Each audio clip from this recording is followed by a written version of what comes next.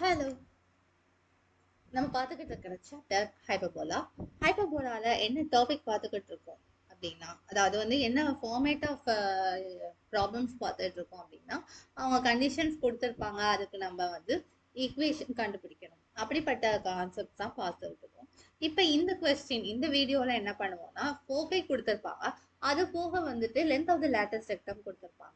So அந்த ரெண்டு கண்டிஷனையும் base பண்ணி எப்படி நம்ம வந்து ஈக்குவேஷன் கண்டுபிடிக்கலாம் அப்படிங்கிறத பார்ப்போமா? First question.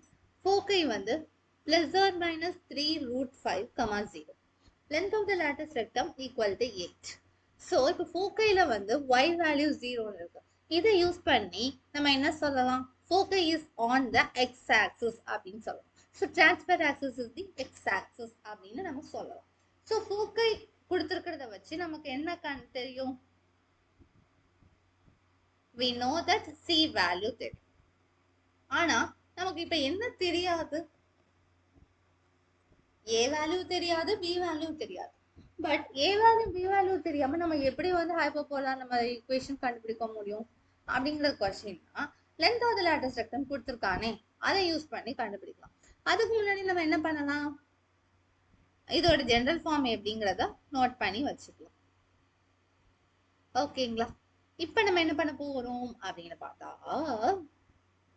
a value b value கண்டுபிடிக்க போறோம். அதுக்கு முன்னாடி என்ன பண்ண போறோம்? லென்த் ஆஃப் த லேட்டஸ்ட் ரெக்டமோட ஈக்குவேஷன் எழுத போறோம். Formula that is 2b² divided by a which is 8 ன்னு கொடுத்துட்டாங்க. அப்படின்னா b² by a என்னவா இருக்கும்? 4 இருக்கும். அப்படின்னா b² என்னவா இருக்கும்? 4a இருக்கும். அதுக்கு பிறகு நமக்கு c வேல்யூ இருக்கு. இப்ப b² value in terms of a தெரியுது. அப்படின்னு பார்க்கும்போது நமக்கு ஏவுக்கும் பிக்கும் சிக்கும் ஒரு ரிலேஷன் தெரியுமா? அந்த ரிலேஷன் யூஸ் பண்ணிக்கணும்.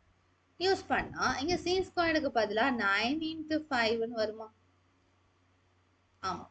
சோ இங்க வந்து 4a வருமா? இங்க a² வருமா? சோ இப்போ ஈக்குவேஷன் எப்படி மாறும்னு பாருங்களேன். எப்படி மாறுமா? இப்போ இது ஒரு குவாட்ரேட்டிக் ஈக்குவேஷன் ஆயிடுச்சா? நம்மளால வந்து இதை ஃபேக்டரைஸ் பண்ண முடியுமா? முடியும். சோ அது எப்படி முடியுதுன்னு பார்க்கலாமா? ஸோ பார்த்தா இப்போ 45 வந்து ரெண்டு நம்பர் ப்ராடக்ட் பண்ணா -45 வரும். ரெண்டு நம்பரை ஆட் பண்ணா 4 வரும். அப்படி ஏதாவது ரெண்டு நம்பர் இருக்கானா? இருக்குல்ல, அதான் 95 இருக்குல்ல. ஸோ அப்போ நான் ஆட் பண்ணும்போது 4 வரணும்னா எதுக்கு நெகட்டிவ் சைன் போடணும்? 5க்கு நெகட்டிவ் சைன் போடணும். பிகாஸ் நம்பருக்கு நெகட்டிவ் சைன் ஆயிருந்தா வந்துட்டு நமக்கு வந்து இந்த 4ம் நெகட்டிவா வரணும். ஸோ 4 பாசிட்டிவ்ங்கிறதுனால குட்டி நம்பருக்கு தான் நெகட்டிவ் சைன் வரணும். So 9 × -5 is -45. 9 + -5 is 4. So the condition is satisfied. So இங்க நம்ம substitute பண்ணணும்னா நமக்கு factors எப்படி ஆகும்? 9 + a × 9 - 5 = 0 வரும். ஸோ இதை நம்ம வந்து ஈக்குவேட் பண்ணணும்னா a is equal to -9, a is equal to 5. எப்பயுமே negative sign is not possible.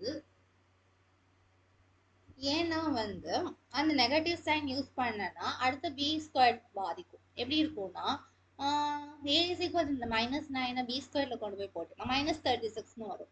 -36 தான் ஒரு ஸ்கொயர் நம்பர் -36 வரலாமா? வந்தா என்ன வரும்? b is equal to square root of -36 which is a complex numberக்கு போயிடும். So negative sign which is not to be allowed. So a is equal to 5 is allowed. Okay.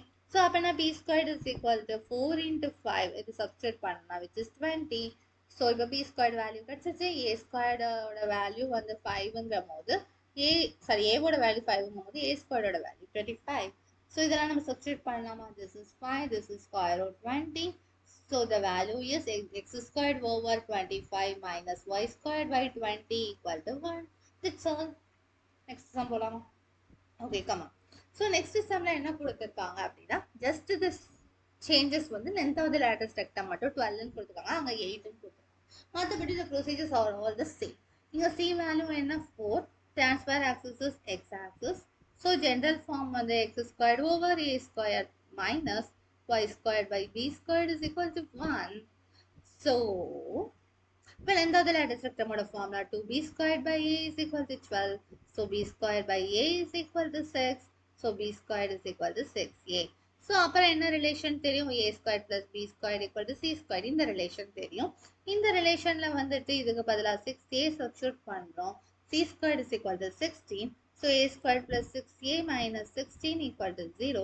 இப்போ நம்ம என்ன கண்டுபிடிக்கணும், ரெண்டு நம்பர் வந்து அதோட ப்ராடக்ட் வந்து மைனஸ் 16 இருக்கணும், அதை ரெண்டு ஆட் பண்ணோம்னா 6 கிடைக்கணும். அப்படி ஒரு ரெண்டு நம்பர்னா 8 into 2 இருக்கு, 2ல நெகட்டிவ் சைட் போட்டோம்னா 8 times minus 2 is minus 16 and 8 minus 2 is 6. So the two numbers are 8 and minus 2. அதை ஃபேக்டரைஸ் பண்ணி எழுதணும்னா a plus 8 and a minus 2 equal to 0. So a is equal to minus 8 and a is equal to 2. இங்கே negative sign is not possible because a is equal to minus 8 now b squared is equal to minus 8 times 6 which is minus 48 and வரும். B squared is equal to minus 48 now b is equal to a complex number ஆகும், so which is not possible. So a is not equal to b minus 8. So a must be 2. So a squared is equal to 4 and b squared is equal to 6 into 2 which is 12. So b is equal to square root of 12.